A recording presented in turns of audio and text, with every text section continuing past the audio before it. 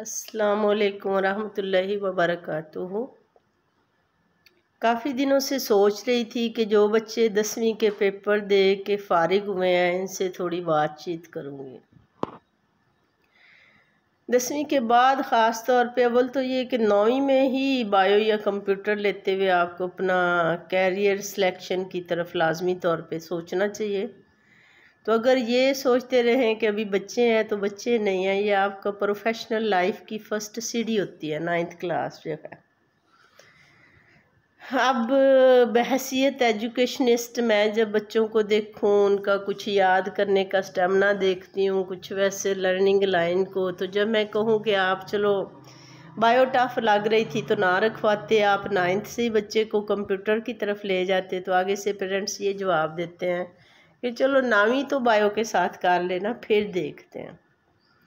अब यह है कि जब आपने फील्ड ही बायो वाला नहीं लेना सोच लिया है तो 9th में भी बायो को रट्टे लगवा के क्या करने हैं। रहा साइंस की बात, तो साइंस बच्चा 8th तक बेसिक्स सीख चुका होता है। एक तो बच्चा मीडियोकर हो, दूसरा उसने बेस जैसे आप मतलब 1 करवाए बगैर 2 में डाल दें, यही हालात होंगे एफएससी में। अगर उसने बायो में मतलब कंप्यूटर नहीं पढ़ा, पहले कभी भी नहीं पढ़ा, और फिर एकदम से बोर्ड क्लासेस में वो कंप्यूटर स्टार्ट करेगा तो थोड़ा बहुत टफ आएगा और स्टैंडर्ड में कमी आएगी।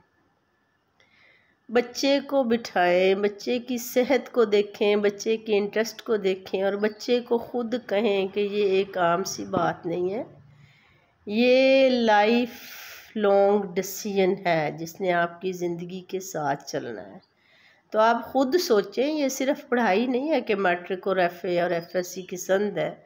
आपने कुछ ना कुछ आपने अर्न करना है, आपने अपना फ्यूचर चूज़ करना है, और उसके लिए बच्चे की सेहत को देखें, आई साइट को देखें, बच्चे का स्टेमिना देखें कि वो कितनी देर डेली पढ़ सकता है, बच्चे का रेट ऑफ लर्निंग देखें कि अगर एक पेज है इंग्लिश मीडियम में लिखा हुआ है, बच्चे ने 9th में इंग्लिश में साइंस पढ़ी थी या उर्दू में पढ़ी थी, अब अगर वो एक पेज याद करता है तो उसके लिए उसे कितना टाइम लग जाता है, बच्चे को क्या टफ लगता है, बच्चा कहाँ पे आसानी महसूस करता है। आप ख़ुद अपने बच्चे की ज़िंदगी जो है उसे कैसा चाहते हैं, कितना मसरूफ़ चाहते हैं, किताबी कीड़ा बना के रखना है या फिर थोड़ा बहुत इंजॉय करने देना है, उसके लिहाज से बच्चा जो है वो उसे सब्जेक्ट जो है वो अपने लिहाज से चूज़ करने दें।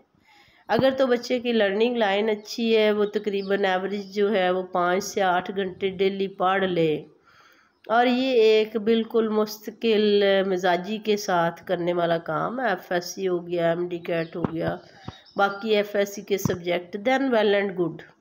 और अगर आपका बच्चा जो है उसके लिए बैठ के मुश्किल मिजाजी से घंटा 2 बैठना भी मुश्किल हो, या वो कभी पढ़ ले कभी ना पढ़े, या वो पढ़े और वो कहे कि मुझे भूल जाता है, तो जो आज भूल जाता है उसने आधे साल के बाद ये तो नहीं होना कि नेचर चेंज हो जानी या डिवाइस चेंज हो जाना। डिवाइस है दिमाग जो है, मशीन है चलता फिरता इंसान जो है, उसकी कारकर्दगी क्या है, वो 1 घंटे में कितना काम कर सकती है, उसकी फैक्ट्री से बनाया हुआ माल जो है वो कैसा निकलता है, कितना काबिल एतबार होता है, ये सारा कुछ मैच कर रहा होता है कि एक बच्चे की रीडिंग कितनी है, उसको ग्रामर कितनी आती है, वो साइंस में कितना एक्सेल करता है, वो कितना बोझ बर्दाश्त करता है, कितना पेपर्स के नज़दीक पेरेंट्स या उस्ताज़ा, तो उसमें एक्सेप्टेंस कितनी है।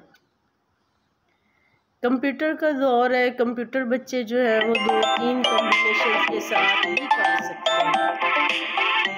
अब बायो जो है ये बहुत ज़्यादा लेंथी भी है, टफ भी है, और इसे टाइम बहुत ज़्यादा देना पड़ता है। ख़ासकर अगर आप मेडिकल का फील्ड जो है वो चूज़ करना चाहते हैं तो उसमें देखें कि आपके बच्चे में याद रखने का स्टेमिना कितना है और वो डेली पढ़ता कितना है, और फिर अगर कोई थोड़ा बहुत पॉइंट से रह जाता है तो फिर उसका बिहेवियर क्या होगा, या वो लगा रहेगा या छोड़ जाएगा। अगर तो बच्चा कंप्यूटर करना चाहता है तो उसे 9th-10th में डायरेक्ट कंप्यूटर रखवाएं। फिर अगर कंप्यूटर कंटिन्यू करना है तो फिर सोच लें सॉफ्टवेयर इंजीनियरिंग के साथ है तो फिज़िक्स लाजमी है। अदरवाइज़ अगर आपने कोई आम छोटे मोटे कोर्सेज़ या दूसरी तरफ जाना है तो फिर बच्चे को कंप्यूटर के साथ, अगर वो आर्ट्स का है या एक मीडियोकर है, तो उसको आम सब्जेक्ट रखवा दें जो ईजी हो। इस तरह से बच्चे की लर्निंग लाइन को देखते हुए, बच्चे के साथ फ्रेंडली माहौल में जाते हुए आप उसके साथ बैठ के कुछ डिसाइड करें और कोई ऐसी साइट चूज़ करें जिसमें वो आपका बच्चा एक्सेल कर सकता हो। ये ना हो कि आप मामू से भी मशवरा कर लें, खाला से भी, चाचा से भी, एजुकेशनिस्ट से भी, बाहर के किसी बंदे से भी, और ख़ुद अपनी औलाद से ही ना पूछें कि क्या करना है, और आप जो रखवा दें वो उसी को नफ़रत की नज़र से देखता रहे, तो फिर वो कभी भी कामयाब नहीं होगा। जो बच्चे बहुत ज़्यादा मेहनती नहीं हैं, जिनकी हैंड राइटिंग इतनी तेज़ नहीं है, जिनकी कुदरत की तरफ से उसमें कुछ नज़ाकत है, उन्हें एमडी कैट के बोझ में या एमबीबीएस की तरफ मत लेकर जाएं। इससे सिर्फ ये होगा कि एक तो अचीवमेंट नहीं होगी, दूसरा एक पर्सनैलिटी जो है वो वीक हो जाएगी। अल्लाह ताला सब के बच्चों को कामयाब कामरान फरमाए। और जितना दुनिया में अब कंप्यूटर का ट्रेंड चल रहा है, बच्चे जो हैं वो एक आम से डिग्री लेते हैं, स्टडी करते हैं, ऑनलाइन अप्लाई करते हैं और आराम से बाहर कहीं ना कहीं यूनिवर्सिटियों में उनका दाखिला भी हो जाता है और वहाँ वो वेल सेटल्ड भी हो जाते हैं। मालिक ने जो रिज़्क देना है, जहाँ रखना है, उसने खुद ही बंदोबस्त बना के देने हैं। आप इनकी तरबियत करें, इन्हें अपने घर में एक अच्छा माहौल दें, इनके साथ अपनी बॉन्ड बनाए रखें। ये नहीं है कि ना माँ को बच्चे का पता, ना बच्चे को माँ का पता, या वो इस कंडीशन में आ जाएं कि वो आपकी सुने ही ना। पेरेंट्स को, बहन भाइयों को, सारी फैमिली को इकट्ठा बैठना चाहिए, मिल बैठ के खाना चाहिए, डिस्कशन करनी चाहिए और सुनने की हिम्मत पैदा करके छोटे बड़े डिस्कस करें और फिर फ़ैसले लें। अल्लाह ताला हमें अच्छे और सही फ़ैसले लेने की तौफीक अता फ़रमाए।